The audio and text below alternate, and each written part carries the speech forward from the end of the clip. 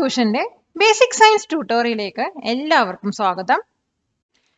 ഇന്നത്തെ ക്ലാസ്സിൽ നമ്മൾ പഠിക്കാൻ പോകുന്നത് ചാപ്റ്റർ 10 സേഫ് ഫുഡിനെ കുറിച്ചിട്ടാണ്. ഈ ഒരു ചാപ്റ്ററിനെ 2 സെക്ഷനായിട്ട് ഡിവൈഡ് ചെയ്യുന്നുണ്ട്. അതിലത്തെ ഫസ്റ്റ് സെക്ഷനായ പാർട്ട് 1 ആണ് ഇന്ന് നമ്മളിവിടെ ഡിസ്കസ് ചെയ്യാൻ പോകുന്നത്. എല്ലാവരുടെ ജീവിതത്തിലെയും ഒരു ഇമ്പോർട്ടൻ്റ് ആയിട്ടുള്ള ഘടകമാണ് ഫുഡ് എന്ന് പറയുന്നത്. അപ്പോൾ ഈ ഫുഡിന്റെ മെയിൻ സോഴ്സസ് ഏതൊക്കെയാണെന്നും ഒരു ഫുഡ് ഐറ്റം സെലക്ട് ചെയ്യുന്ന സമയത്ത് എന്തൊക്കെ കാര്യങ്ങൾ ശ്രദ്ധിക്കണമെന്നാണ് ഈ ഒരു ക്ലാസ്സിൽ നമ്മൾ പഠിക്കാൻ പോകുന്നത്. അതോടൊപ്പം അഡൾട്രേഷനെ കുറിച്ച് പഠിക്കുന്നുണ്ട്. അഡൾട്രേഷൻ പറഞ്ഞാൽ മായം കലർത്തൽ. ഇക്കാലത്ത് മിക്ക ഫുഡുകളിലും അഡൾട്രേഷൻ നടത്താറുണ്ട്. അപ്പോൾ അതെങ്ങനെ നമുക്ക് തിരിച്ചറിയാമെന്നും കൂടി ഈ ഒരു ക്ലാസ്സിൽ നമ്മൾ കവർ ചെയ്യുന്നുണ്ട്. ആദ്യം ഫുഡിന്റെ ആവശ്യകതയെക്കുറിച്ച് പഠിക്കാം. ഇപ്പോൾ ഫുഡ് നമുക്ക് ഒരു ഹെൽത്തി ഗ്രോത്തിന് അത്യാവശ്യമാണ്. അതുപോലെ തന്നെ നമ്മുടെ ബ്രെയിൻ ഫങ്ഷനും അതുപോലെ നമ്മുടെ ബോഡി പ്രോസസ്സിനൊക്കെ ഫുഡ് അത്യാവശ്യമാണ്. പിന്നെ നമുക്ക് വർക്ക് ചെയ്യാനുള്ള എനർജി കിട്ടണമെങ്കിൽ നമ്മൾ ഫുഡ് കഴിക്കണം. അതുപോലെ തന്നെ നമുക്ക് എന്തെങ്കിലും ഡെഫിഷ്യൻസി ഉണ്ടെങ്കിൽ അത് പ്രിവെന്റ് ചെയ്യാനും അതിനനുസരിച്ചിട്ടുള്ള ഫുഡ് നമുക്ക് കഴിക്കേണ്ടതുണ്ട്. നെക്സ്റ്റ് നമ്മൾ പഠിക്കാൻ പോകുന്നത് ഫുഡ് ഏതൊക്കെ സോഴ്സസിൽ നിന്നാണ് ലഭിക്കുന്നതെന്നാണ്. അപ്പോൾ നമുക്കറിയാം ഫുഡ് മെയിനായിട്ട് പ്ലാന്റ്സിൽ നിന്നും അനിമൽസിൽ നിന്നൊക്കെ നമുക്ക് കിട്ടുന്നത്. പിന്നെ ഗ്രെയിൻസ്, സീരിയൽസ്, ലെഗൂംസ്, പൾസസ്, അതുപോലെ നട്ട്സും സീഡ്സ് ഒക്കെ ആണ് നമ്മുടെ മെയിൻ ആയിട്ടുള്ള സോഴ്സസ് ഓഫ് ഫുഡ് എന്ന് പറയുന്നത്.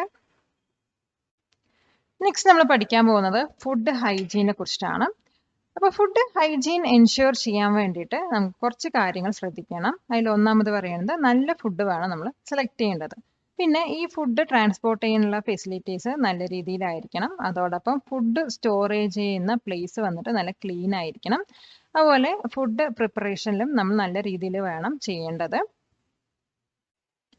നെക്സ്റ്റ് നമ്മൾ പഠിക്കാൻ പോകുന്നത് ഒരു ഫിഷ് സെലക്ട് ചെയ്യുന്നതിന് മുമ്പ് എന്തൊക്കെ കാര്യങ്ങൾ ശ്രദ്ധിക്കണം എന്നാണ്. അപ്പോൾ നമ്മളൊരു ഫിഷ് സെലക്ട് ചെയ്യുന്നതിന് മുമ്പ് ആ ഫിഷിന്റെ ഫ്ലഷിൽ നമ്മുടെ ഫിംഗർ വെച്ചിട്ടൊന്ന് പ്രസ് ചെയ്യാം. അപ്പോൾ പ്രസ് ചെയ്ത ഭാഗം കുറച്ച് കഴിയുമ്പോൾ അതേ ഷേപ്പിലോട്ട് തന്നെ റീസ്റ്റോർ ചെയ്ത് വരികയാണെങ്കിൽ അത് നല്ല ഫിഷ് ആയിരിക്കും.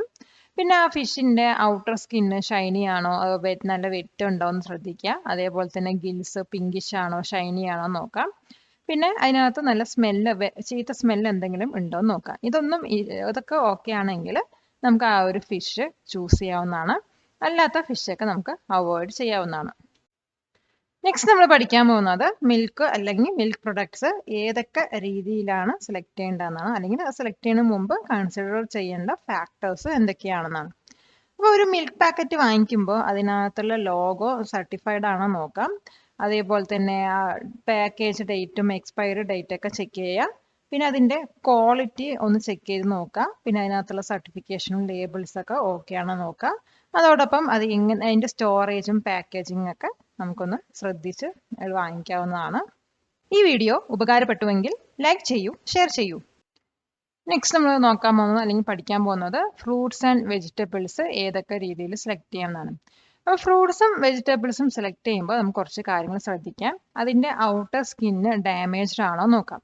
അഥവാ അങ്ങനെ ഡാമേജ് ആണെങ്കിൽ നമുക്കത് സെലക്ട് ചെയ്യാതിരിക്കുക. പിന്നെ അതിൻ്റെ ക്ലീൻ ആണോ ഫ്രഷ് ആണോ എന്ന് ചെക്ക് ചെയ്യുക. അതുപോലെ ലീവ്സ് ഒക്കെ വാങ്ങിക്കുകയാണെങ്കിൽ നമ്മൾ അത് ഫ്രഷ് ലീവ്സ് ആണോ എന്ന് ചെക്ക് ചെയ്തിട്ട് വേണം വാങ്ങിക്കാനും. അപ്പം അത് കേട് വന്നതാണെങ്കിൽ അല്ലെങ്കിൽ ഓവർ അത് പഴുത്തതാണെങ്കിലൊന്നും നമുക്ക് വാങ്ങാതിരിക്കുക. കാരണം അത് പെട്ടെന്ന് കേട് വന്ന് പോകുന്നതായിരിക്കും. പിന്നെ അത് ഫ്രൂട്ട്സിൻ്റെ അല്ലെങ്കിൽ വെജിറ്റബിൾസിൻ്റെ ഒക്കെ കളർ ചേഞ്ച് അല്ലെങ്കിൽ ബ്രൗൺ സ്പോട്ട്സ് ഒക്കെ അതിൻ്റെ മേലെ കാണുകയാണെങ്കിൽ അത് നമുക്ക് തീർച്ചയായും അവോയ്ഡ് ചെയ്യേണ്ടതാണ്. പാക്ക്ഡ് ഫുഡ് ഐറ്റംസ് വാങ്ങിക്കുമ്പോൾ നമ്മൾ ശ്രദ്ധിക്കേണ്ട കാര്യങ്ങൾ എന്തൊക്കെയാണെന്ന് പഠിക്കാം. അപ്പോൾ പാക്ക്ഡ് ഫുഡ് ഐറ്റംസ് വാങ്ങിക്കുമ്പോൾ അതിൽ യൂസ് ചെയ്തിരുന്ന ഇൻഗ്രീഡിയൻസ് ഏതൊക്കെയാണെന്ന് നമുക്കൊന്ന് ചെക്ക് ചെയ്യാം. അതോടൊപ്പം തന്നെ അതിൻ്റെ ന്യൂട്രീഷൻ ഫാക്ട്സിനെ കുറിച്ചൊന്ന് വായിച്ചു നോക്കിയിട്ട് വേണം ആ ഒരു പ്രൊഡക്റ്റ് എടുക്കാൻ. അതുപോലെ തന്നെ ആ ഒരു പ്രൊഡക്റ്റിൻ്റെ മാനുഫാക്ചറിങ് ഡേറ്റും അതുപോലെ എക്സ്പയറി ഡേറ്റ് ഒക്കെ ഒന്ന് ചെക്ക് ചെയ്യണം. എക്സ്പയറി ഡേറ്റ് കഴിഞ്ഞത് ഒരിക്കലും എടുക്കരുത്. പിന്നെ വരുന്നത് അതിനകത്ത് എന്തെങ്കിലും പ്രിസർവേറ്റീവ്സ് ആഡ് ചെയ്തിട്ടുണ്ടോ. ആഡ് ചെയ്തിട്ടുണ്ടെങ്കിൽ അത് നല്ല രീതിയിലാണോ എന്ന് ചെക്ക് ചെയ്യാം. അതുപോലെ തന്നെ അതിനകത്ത് വല്ല കളറിങ് മെറ്റീരിയൽസ് യൂസ് ചെയ്തിട്ടുണ്ടെന്നും കൂടി ചെക്ക് ചെയ്തിട്ട് വേണം ഒരു പാക്ക്ഡ് ഫുഡ് ഐറ്റം സെലക്ട് ചെയ്യേണ്ടത്. നെക്സ്റ്റ് നമ്മൾ പഠിക്കാൻ പോകുന്നത് ഫുഡ് അഡൾട്രേഷനെ കുറിച്ചാണ്. അഡൾട്രേഷൻ എന്ന് പറഞ്ഞു കഴിഞ്ഞാൽ ഫുഡ് ഐറ്റത്തിൽ ചീപ്പ് അല്ലെങ്കിൽ പുവർ ക്വാളിറ്റിയുള്ള സബ്സ്റ്റൻസ് ആഡ് ചെയ്യുന്നതിനെയാണ്. ഇപ്പോൾ എക്സാമ്പിൾ പറയുകയാണെങ്കിൽ മുളക് പൊടി എടുത്തു കഴിഞ്ഞാൽ ഇതിനകത്ത് ചെങ്കൽ പൊടിയാണ് പൊടിച്ച് മിക്സ് ചെയ്തിട്ട് ആഡ് ചെയ്യുന്നത്. അപ്പോൾ അതങ്ങനെ ഫുഡ് അഡൾട്രേഷൻ ആവുന്നു. പിന്നെ വരുന്ന എക്സാമ്പിൾ പറയുന്നത് ചായപ്പൊടിനകത്ത് പപ്പായ സീഡിനെ ഉണക്കി പൊടിച്ചിട്ട് ഇതിനകത്ത് അവർ ആഡ് ചെയ്യും. അപ്പോൾ അതും ഫുഡ് അഡൾട്രേഷൻ ആണ്. നെക്സ്റ്റ് നമ്മൾ പഠിക്കാൻ പോകുന്നത് ഫുഡ് പ്രൊഡക്ട്സിനകത്ത് റോഡമൈൻ ബി ആഡ് ചെയ്യുന്നതുകൊണ്ടുള്ള ദോഷങ്ങൾ എന്തൊക്കെയാണെന്നാണ്. റോഡമൈൻ ബി എന്ന് പറയുന്നത് ഒരു ഡൈ ആണ്. ഇത് കോമൺലി യൂസ് ചെയ്യുന്നത് ടെക്സ്റ്റൈൽ ഷോപ്പ് അതുപോലെ പേപ്പർ ഇൻഡസ്ട്രീസിലൊക്കെയാണ്. അപ്പോൾ ഇതിപ്പോൾ ഇല്ലീഗലായിട്ട് ഫുഡ് പ്രൊഡക്ട്സിനകത്ത് ആഡ് ചെയ്യാൻ തുടങ്ങിയിട്ടുണ്ട്. കാരണം ഇപ്പോൾ ഒരു എക്സാമ്പിൾ പറയുകയാണെങ്കിൽ ജാഗരിൻ്റെ കളർ എൻഹാൻസ് ചെയ്യുന്നതിന് വേണ്ടിയിട്ട് ഈ റോഡമൈൻ ബി അതിനകത്ത് ആഡ് ചെയ്യുന്നുണ്ട്. ഇപ്പോൾ റോഡമൈൻ ബിയിൽ വന്നിട്ട് ഹാംഫുൾ ആയിട്ടുള്ള കെമിക്കൽസ് ആണ് അടങ്ങിയിട്ടുള്ളത്. അപ്പോൾ ഇത് നമ്മുടെ ശരീരത്തിനോട്ട് പോയി കഴിഞ്ഞാൽ പല രീതിയിലുള്ള ഹെൽത്ത് ഇഷ്യൂസും വരാൻ സാധ്യതയുണ്ട്. ഇതുപോലുള്ള വീഡിയോകൾക്കായി ടോപ്പ് ട്യൂഷന്റെ ഈ ചാനൽ സബ്സ്ക്രൈബ് ചെയ്യൂ. ഹണിയിൽ എങ്ങനെ അഡൾട്രേഷൻ നടത്തിയിട്ടുണ്ടെന്ന് നമുക്ക് പഠിക്കാം. അപ്പോൾ ഹണിയിൽ അഡൾട്രേഷൻ ചെയ്യുന്നത് അതിനകത്ത് ഷുഗർ അല്ലെങ്കിൽ ജാഗരി മിക്സ് ചെയ്തിട്ടാണ്. ശരിക്കും നല്ല തേനൊക്കെ വന്നിട്ട് വളരെ എക്സ്പെൻസീവ് ആണ്. അതുകൊണ്ടാണ് ഇവരിങ്ങനെ ചെയ്യുന്നത്. അപ്പോൾ ഇത് ടെസ്റ്റ് ചെയ്യാൻ നമുക്ക് 2 മെത്തേഡ് ഉണ്ട്. അതിൽ ആദ്യത്തെ മെത്തേഡ് എന്ന് പറയുന്നത് ഈ ഹണിയിൽ വന്നിട്ട് ഒരു തുണ്ട് കോട്ടൺ ഡിപ്പ് ചെയ്തിട്ട് അതിനങ്ങോട്ട് കത്തിക്കുമ്പോൾ അത് നന്നായി കത്തുണ്ടെങ്കിൽ അത് നല്ല പ്യുവർ ഹണിയാണ്. അല്ലെങ്കിൽ അതിങ്ങനെ പൊട്ടിത്തെറിച്ചിട്ട് കത്തുന്നുണ്ടെങ്കിൽ അതിനകത്ത് ഷുഗർ അല്ലെങ്കിൽ ജാഗരി ആഡ് ചെയ്യുന്നുണ്ട് നമുക്ക് മനസ്സിലാക്കാം. രണ്ടാമത്തെ മെത്തേഡ് എന്ന് പറയുന്നത് ഈ ഹണി വന്നിട്ട് നമുക്ക് വെള്ളത്തിൽ കുറച്ച് ഒഴിച്ചു വെക്കാം. ഒഴിക്കുന്ന സമയത്ത് നല്ല തേനാണെങ്കിൽ ഈ തേൻ വന്നിട്ട് വെള്ളത്തിൻ്റെ അടിയിൽ പോയി നിൽക്കും, സെറ്റിൽഡ് ആവും.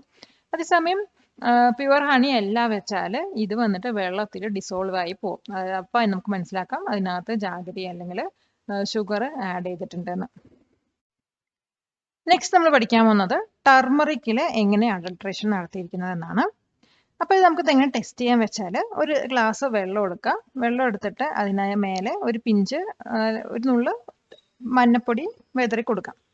എന്നിട്ട് നമുക്കത് ചെക്ക് ചെയ്യാം. അപ്പോൾ ഈ മഞ്ഞപ്പൊടി ആ ഒരു ഗ്ലാസ് വെള്ളത്തിൻ്റെ അടിയിൽ സ്പ്രെഡ് ചെയ്യാതെ സെറ്റിൽഡ് ആവുകയാണെങ്കിൽ അത് നല്ല ടെർമറിക്കാണ്. അതേസമയം ഈ ഒരു ടെർമറിക്ക് കളറ് സ്പ്രെഡ് ചെയ്തിട്ട് അടിയിൽ പോയി സെറ്റിൽഡ് ആവുകയാണെങ്കിൽ അത് വന്നിട്ട് അഡൾട്രേറ്റഡ് ആണെന്ന് നമുക്ക് മനസ്സിലാവാൻ കഴിയും. കോക്കനട്ട് ഓയിലിൽ എങ്ങനെ അഡൾട്രേഷൻ നടത്തിയിരിക്കണം നോക്കാം. അപ്പോൾ ഇതിനു വേണ്ടി നമ്മളൊരു ടെസ്റ്റാണ് ചെയ്യുന്നത്. ഒരു ഗ്ലാസ് എടുത്തിട്ട് അതിൻ്റെ ഹാഫ് പോർഷൻ കോക്കനട്ട് ഓയിൽ കൊണ്ട് ഫില്ല് ചെയ്യാം. എന്നിട്ട് ഇതിനെ ഫ്രീസറിൽ ഒരു 30 മിനിറ്റ് വെക്കാം. എന്നിട്ട് നമ്മളത് ഒബ്സർവ് ചെയ്ത് നോക്കിക്കഴിഞ്ഞാൽ നല്ല കോക്കനട്ട് ഓയിലാണെങ്കിൽ അത് ഫുള്ളി ഫ്രോസൺ ആയിട്ടുണ്ടാവും. അതേസമയം ഇതിനകത്ത് വേറെ എന്തെങ്കിലും ഓയിൽ ആഡ് ചെയ്തിട്ടുണ്ടെങ്കിൽ ഈ ഫ്രോസ് ചെയ്ത കോക്കനട്ട് ഓയിലിൻ്റെ മേലെ അത് ഫ്ലോട്ട് ചെയ്ത് നിൽക്കണ്ടാവും. അത് ലിക്വിഡ് സ്റ്റേറ്റിൽ തന്നെ ഫ്ലോട്ട് ചെയ്ത് നിൽക്കണ്ടാവും. അതൊരിക്കലും ഫ്രീസ് ആവില്ല. അപ്പോൾ നമുക്ക് കോക്കനട്ട് ഓയിൽ അഡൾട്രേറ്റഡ് ആണോ അല്ലേ എന്ന് നമുക്ക് മനസ്സിലാക്കാൻ കഴിയും. നെക്സ്റ്റ് അസഫറ്റീഡ അഡൾട്രേറ്റഡ് ആണോ അല്ലേ എന്ന് നോക്കാം. അപ്പോൾ അതിന് വേണ്ടിയിട്ട് ഒരു തുണ്ട് അസഫറ്റീഡ എടുക്കുക. അസഫറ്റീഡ പറഞ്ഞാൽ നമ്മുടെ കായമാണ്. അത് ആ ഒരു തുണ്ട് കായം എടുത്തിട്ട് അതിനൊന്ന് കത്തിക്കാം. കത്തിക്കുമ്പോൾ അത് നമ്മുടെ കർപ്പൂരം പോലെ കത്തുണ്ടെങ്കിൽ അത് അഡൾട്രേറ്റഡ് അല്ല എന്നറിയാം. അതേസമയം അത് കത്തണില്ല വെച്ചാൽ അത് അഡൾട്രേറ്റഡ് ആണെന്ന് മനസ്സിലാക്കാൻ കഴിയും. നമ്മൾ ഇന്ന് പഠിച്ച ക്ലാസ്സിൻ്റെ ഒരു സമ്മറിയാണ്. ഇതിനകത്ത് നമ്മൾ ആദ്യം പഠിച്ചത് ഫുഡിൻ്റെ ആവശ്യകതയെക്കുറിച്ചാണ്. പിന്നെ ഫുഡിൻ്റെ സോഴ്സ്, ഒരു ഫുഡ് ഹൈജീന് വേണ്ടി നമ്മൾ എന്തൊക്കെ കാര്യങ്ങൾ ശ്രദ്ധിക്കണം എന്നിവയെക്കുറിച്ചും, അതോടൊപ്പം fish, milk products, fruit, vegetables, packed food items ഒക്കെ വാങ്ങിക്കുന്ന സമയത്ത് എന്തൊക്കെ കാര്യങ്ങൾ നമ്മൾ ശ്രദ്ധിക്കണമെന്ന് പഠിച്ചു. പിന്നെ നമ്മൾ പഠിച്ചത് അഡൾട്രേഷനെ കുറിച്ചിട്ടാണ്. അതായത് ഹണി, ടെർമറിക്, കോക്കനട്ട് ഓയിൽ, അസഫോറ്റീഡ ഇവയൊക്കെ അഡൾട്രേറ്റഡ് ആണോ അല്ലേ എന്ന് നമ്മൾ എങ്ങനെ മനസ്സിലാക്കാമെന്ന് പഠിച്ചു. പാലക്കാട് നിവാസികളെ ഞങ്ങളുടെ ക്ലാസ് റൂം ട്യൂഷനിലേക്ക് സ്വാഗതം ചെയ്യുന്നു. മറ്റൊരു വീഡിയോയുമായി വീണ്ടും കാണാം.